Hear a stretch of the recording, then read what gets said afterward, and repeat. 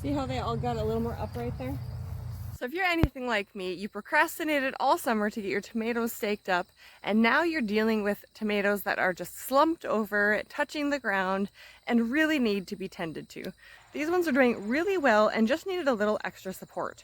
So I used an old school method. It's not anything new, but it's just using some twine to create some exterior supports around this whole line of tomatoes here.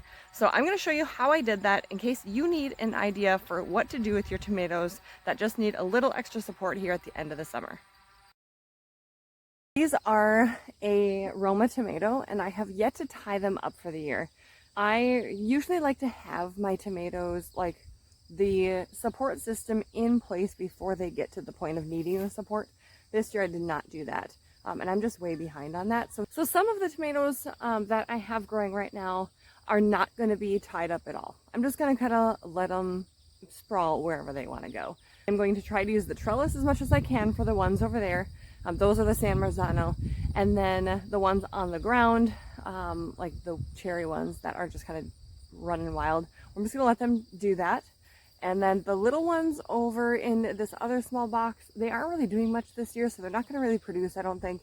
If they are, they're not going to be big.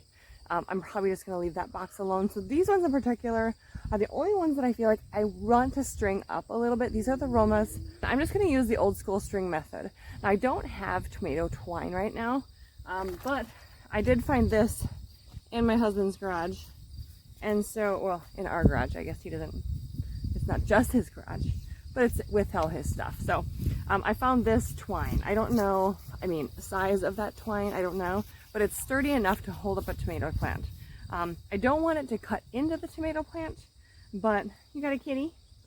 I don't want it to cut into the tomato plant, and I'm not going to wrap them directly around the plants. So you can do that. You can actually kind of tie them around the plant itself. I'm not going to do that today. I'm just going to create a structure around the outside for them to slightly lean on if they need to.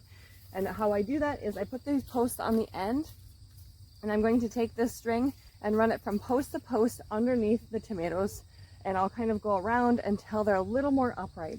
They don't look bad right now. Tomatoes, or Roma tomatoes, are a determinate variety, which means that they're only going to put on a certain amount of fruit anyways. They're not going to continue to grow insane, and when they do put on their fruit, they're going to ripen about the same time. And so I don't really need these to continue to, grow too much. I just need them to be supported while they bush out. Does that make sense? So I'm just going to tie these up. I haven't done this method in a really long time. I had a whole different plan for how I was going to do these tomatoes this year, and I just didn't get to it. And so this isn't my favorite way of doing this, but it's better than absolutely nothing. So.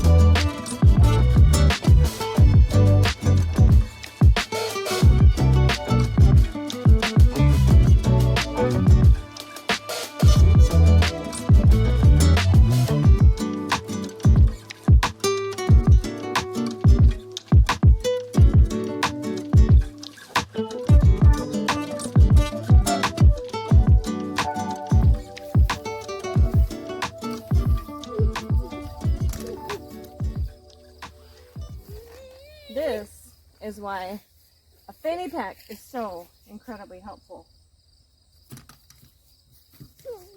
Although a sharper pair of snips would be helpful too. Okay, we need the scissors. There we go. Alright, so now that I have the tension on there, tie this off. Hopefully you can hear me from over here. And then as they continue to grow a little bit, I will come through and string up the additional growth that has added on. And it just creates a little bit of structure so they don't completely just fall over and start to root in your soil. when they start to root in the soil, I mean, that's fine. It's just they won't, the energy now goes towards the root system, and you want the energy to go towards your fruit. So there is actually a lot of bottom leaves on these ones too. And so, I mean, I am going to go through and I'm going to prune these up a little bit and clean them up, make them look really tidy. But because we are so late in the season and they are a determinate variety, I'm not going to cut too much off because I just don't want to shock the plant at all either. Okay, so I'll give you a more up close look here. So this is the first one. I just tied it on here. It just has a triple knot, and then it goes all the way down, and I put it, and then it goes down and I put it at the bottom underneath the bottom leaves. Okay, so like I said, some of these bottom leaves that are touching, I'm going to trim those up because any leaves that are touching your soil or your mulch are more susceptible to bug damage, and then it prevents proper blood flow and everything like that too.